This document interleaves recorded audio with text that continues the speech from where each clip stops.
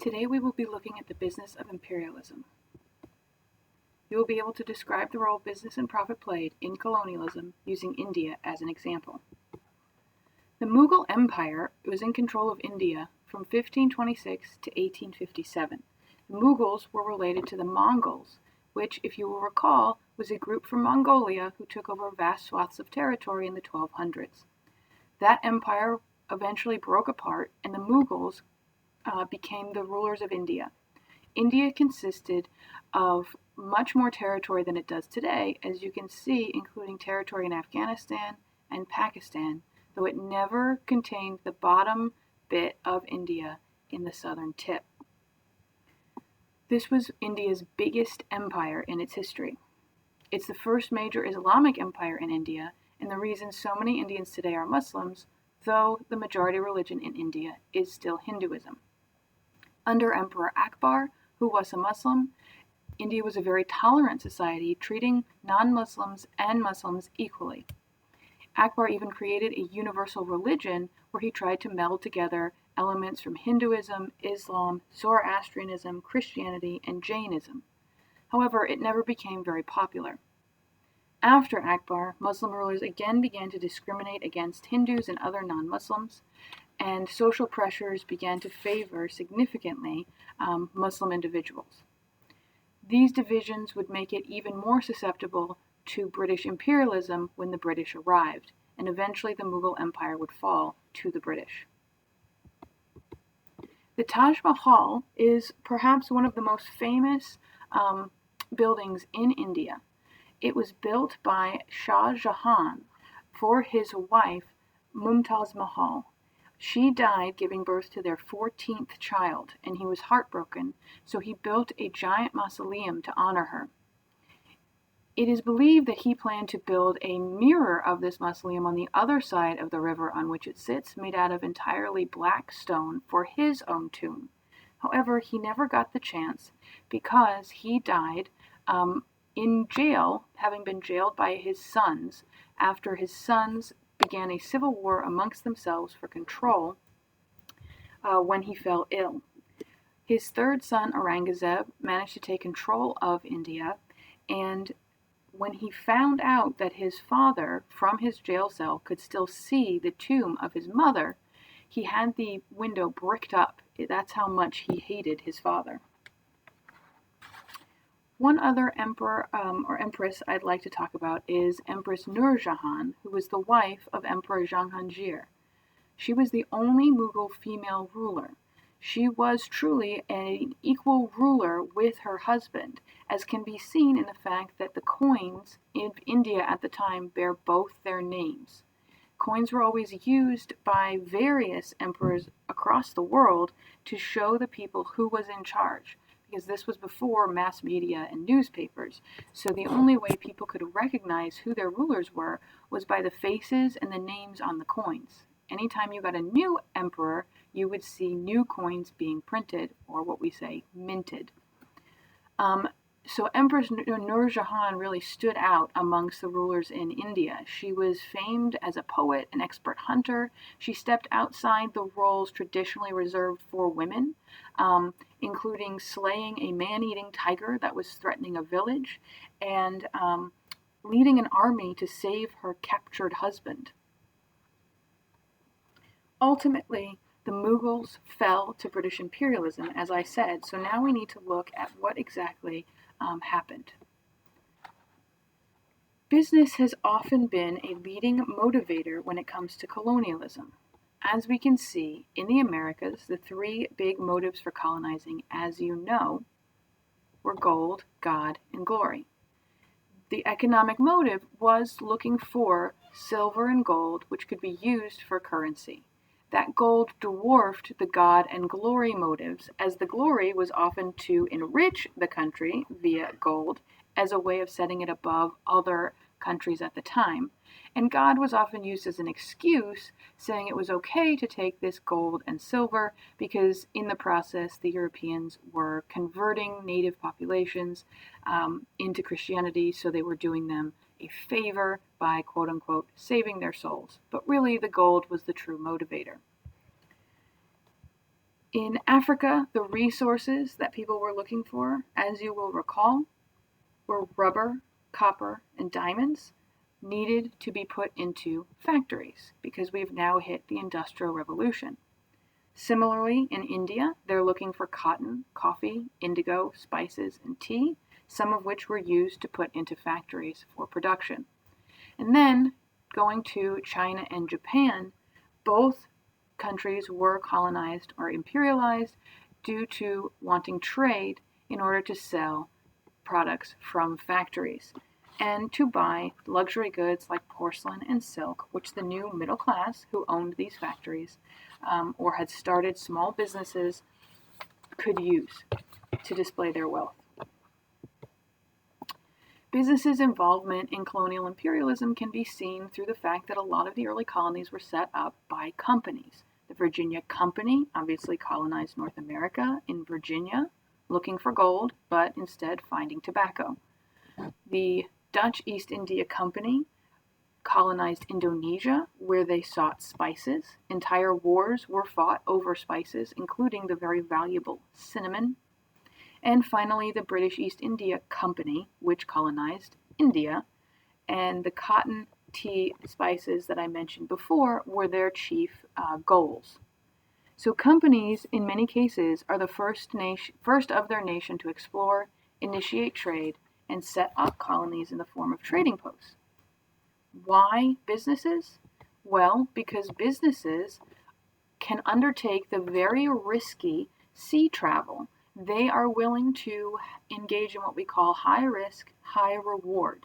That means they're going to invest a lot and they stand to lose that investment because things can go wrong on the sea. There can be storms, pirates, shipwrecks.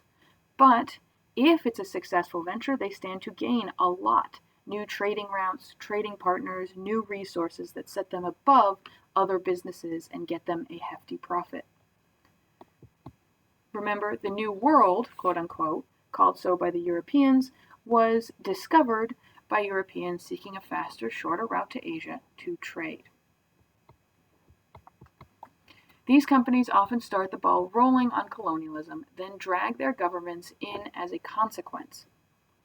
Once the Industrial Revolution hits, the stakes become even greater because before the Industrial Revolution, if France got a hold of some new resources that Britain did not have, well, it's a loss for Britain in Britain's eyes. This is the mercantilist view.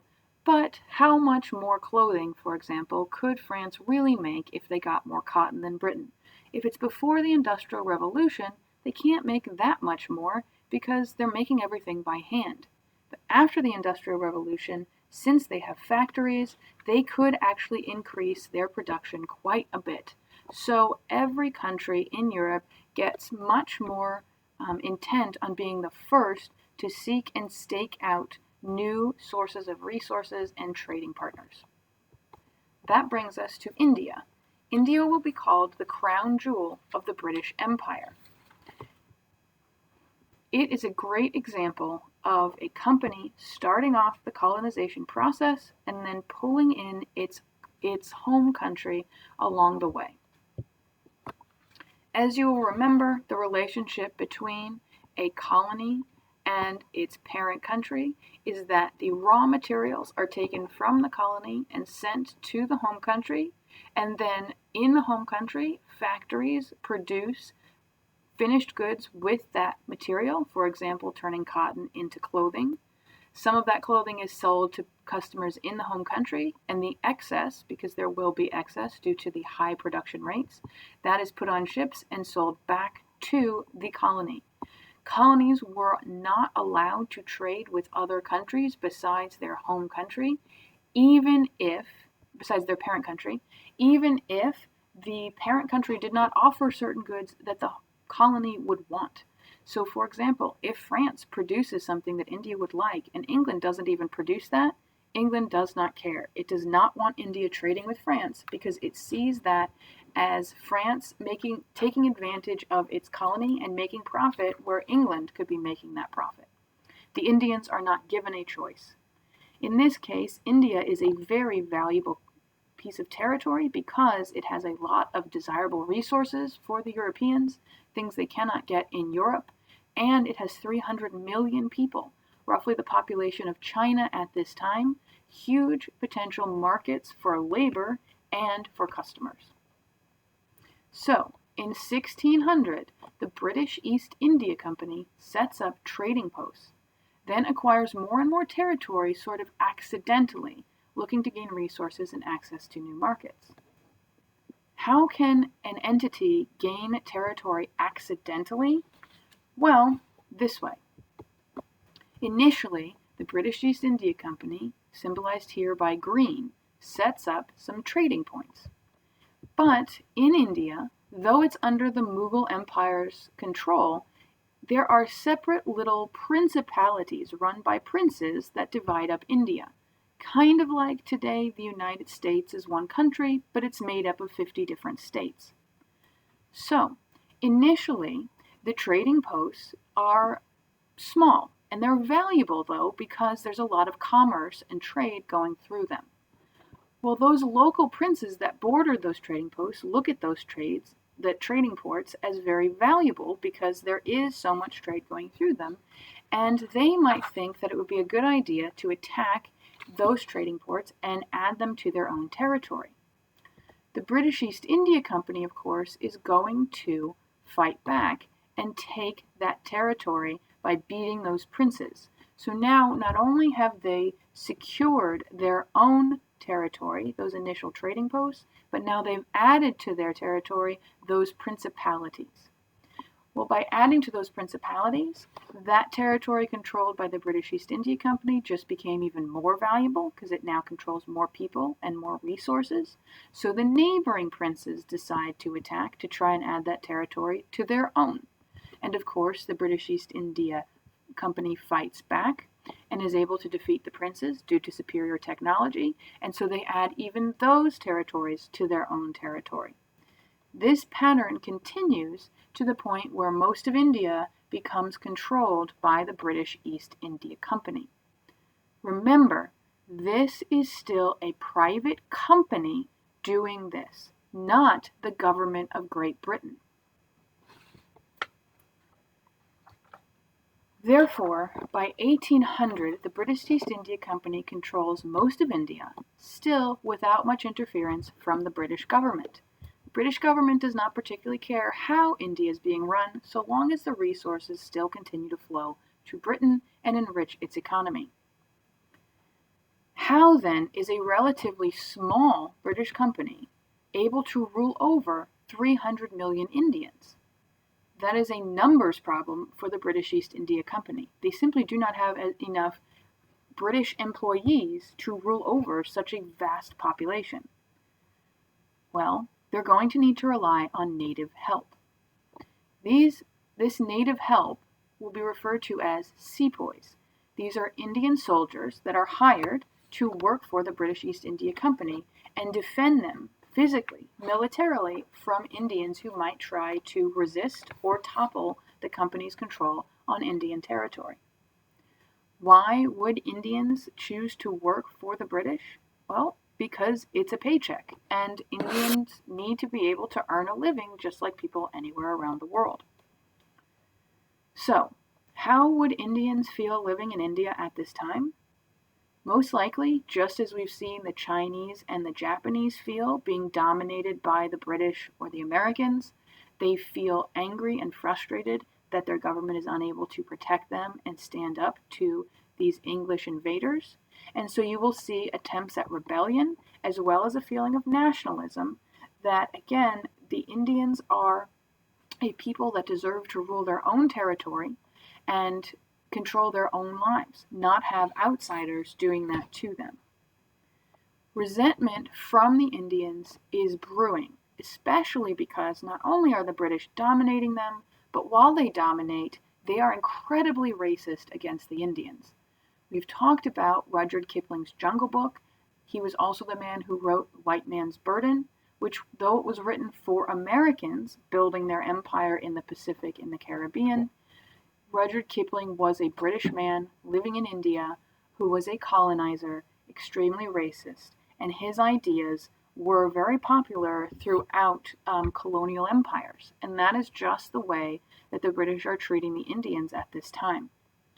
Indian nationalism will continue to grow, and they will be calling for independence by 1900, though they will not win their independence until after World War II. And in the future, we will talk more about Gandhi and the Indian independence movement and how Indians fighting in World War I, conscripted, drafted by the British, also helped to motivate their calls for independence. But in the meantime, in the 1800s, you see an early rebellion which is called the Sepoy Mutiny. This is where the Sepoys, those Indian soldiers, rise up against their employer, the British East India Company. They do this because there's a rumor going around that the British have coated their bullet casings in beef and pork tallow, which is fat. And soldiers would have to bite into those casings to get the bullets ready to be used. Now, in a country that is mostly Hindu and Muslim, the people would be furious at a rumor such as this because cows are very important and sacred to Hindus, and pigs, are haram or forbidden to eat for Muslims. So with this rumor, both major groups of Indian sepoys are angered. It is extremely disrespectful if the British have done this to their culture, to their religious beliefs. However, this was a rumor that was false. But that did not matter because people believed the rumor, and as we know, people respond based on what they believe to be true, not necessarily what is true. And for the sepoys, it's not that big a stretch to believe the British would do something like this, given that they've been so discriminatory and condescending, or believing that they are superior to the Indians. So, with their own soldiers rebelling against them, the very people they hired to keep the British East India Company in power against the rest of the Indian people, the British East India Company is vastly outnumbered and is losing its control over India. It calls on the British government for support, and the British government agrees to send British troops, British government troops, to back up the British East India Company. Because at this point, Britain's economy so relies on the resources it's getting from India to pump into its factories to make all of this money that it cannot allow India to slip away. At least that is the calculation made by the British government. In 1858, the Sepoy Rebellion, the Sepoy Mutiny, has successfully been put down by British Army troops, and India is formally annexed as part of British territory.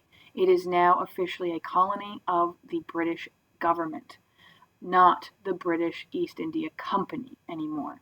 So Britain is now officially an empire, though it really had been already, but we now start to call it the British Empire.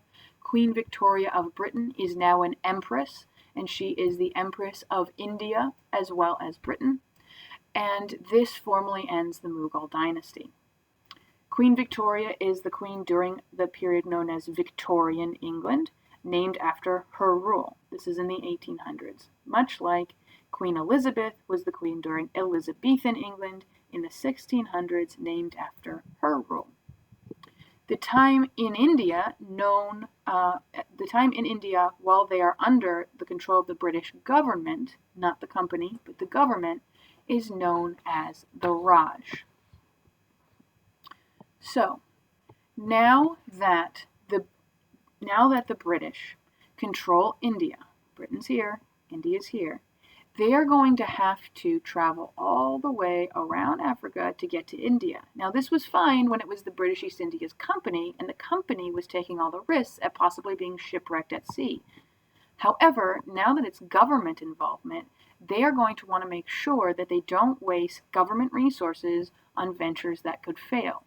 So, first they're going to decide to acquire or take the southern tip of Africa, South Africa. This had been colonized by the Dutch, where the Dutch had, from the Netherlands, had come down and pushed the Africans off of their land and colonized the Africans. We've talked about the Khoisan and the Osa. The Dutch farmers, known as the Boers, will be living there, along with some still native African populations. Now the British want to take this territory as a stopping over refueling port along the way to India, which they now control formally as governmental territory. The Dutch are obviously not going to appreciate being colonized by the British. The British will treat the Dutch the way the Dutch had treated the native African populations. They will fight back against the British just as the Africans fought back against the Dutch. They will lose against the British just as the Africans lost against the Dutch. The Dutch farmers, known as Boers, will fight the British. This is known as the Boer War. There will be 2 Boer Wars. The British will win. This is also where the British invent the concentration camp, rounding up populations of Dutch and African citizens who they believe will be fighting against them and concentrating them into camps where they can be kept an eye on. These camps are not well supplied with food or medical needs, and so there are high death rates. And this is where you see the Germans in Namibia learn of the concentration camps and choose to use them against the Herero, Nama, and San peoples during the German genocides of those peoples. So, we see Britain embarking on new foreign policy and creating a new colony for themselves simply in order to secure their other new colony, India. However, this trip is still very long and costly, and so wouldn't it be nice if they could just sail through the Mediterranean, past Egypt, by the Arabian Peninsula and over to India? That would be much shorter. However, obviously you can't sail across land, and this is a land bridge right here. So, Britain goes after Egypt and then begins construction on what today is the Suez Canal, cutting through that territory right here and being able to sail through this area over to India. So in both cases, we see Britain's foreign policy being directed toward India and therefore changing its calculation of what territories it needs to gain and take in order to make it easier to control and monitor India. Thus, we see overall the British East India Company starts the colonizing process, but winds up needing the government's help. And so British government steps in to protect its citizens' economic interests because it is a British company and British citizens rely on the employment that these resources provide by keeping factories running. And so as a result, the British government winds up taking and running India in place of the British East India Company. Today, as we've talked about, imperialism is not really done through colonialism anymore.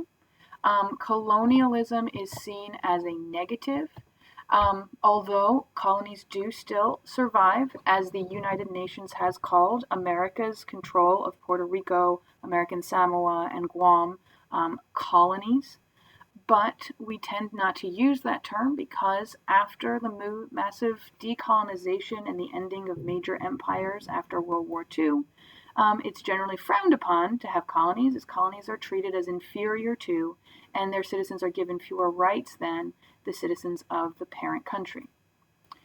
Still, we also see imperialism through businesses, and American and British and Chinese companies have been accused of being imperialist, and a good example of such accusations are the oil companies in Africa, where the people in those countries where the oil is located do not see the profits of the oil that's taken out. Governments are paid a certain amount by these companies. The governments are often corrupt, and that money doesn't really help or enrich the people's lives who live near these oil wells. And in fact, there was a major oil spill in the Niger Delta by oil company Shell several years ago, and this has happened multiple times throughout history, and usually the people there just suffer and nothing's really done about it. The environment is harmed, their farms are destroyed, their water supply is tainted and unusable. But in this case, actually, a lawsuit was brought against Shell, and they were forced to pay out millions of dollars for environmental restoration. So it was one of the unusual cases where actually one of these companies was held accountable in that area. Other environmental activists and political activists have called U.S. businesses or other businesses imperialists for what they're doing inside the United States, which is kind of a new development in terms of using this terminology. For example, companies that frack for natural gas, that means you are pumping chemicals into the ground to split the ground so you can access natural gas, which you can use for a resource instead of oil. That has the side effect of possibly contaminating water supplies. This often happens, and the water is then not usable by the local populations, which again, we're talking about Americans in their own backyards, not being able to shower with the window closed because there's gas coming out of the faucet and it can make them faint. You can actually light the water on fire in some of those cases. So those people have been calling the businesses that they're doing something similar in this regard, taking profits and harming the local populations. Obviously, the businesses argue that this is a rare case and it's not common, and that it's not the same at all as what has happened in history. And you also have people criticizing the role of business in the United States government and other governments. So we talked about Coca-Cola in Mexico. We've looked at the Chinese companies and the way they interact with Pakistan or various governments in Africa. And so you have an argument that this is a form of imperialism that existed before and continues today, just in different terms. You are, of course, free to not see it this way, but that is a way of seeing historical patterns that are still relevant for at least some political arguments in our society today. So, by now, you should be able to connect Britain to India, explain their relationship to one another, and explain how business often leads the way for colonialism and then drags in the parent country in behind it.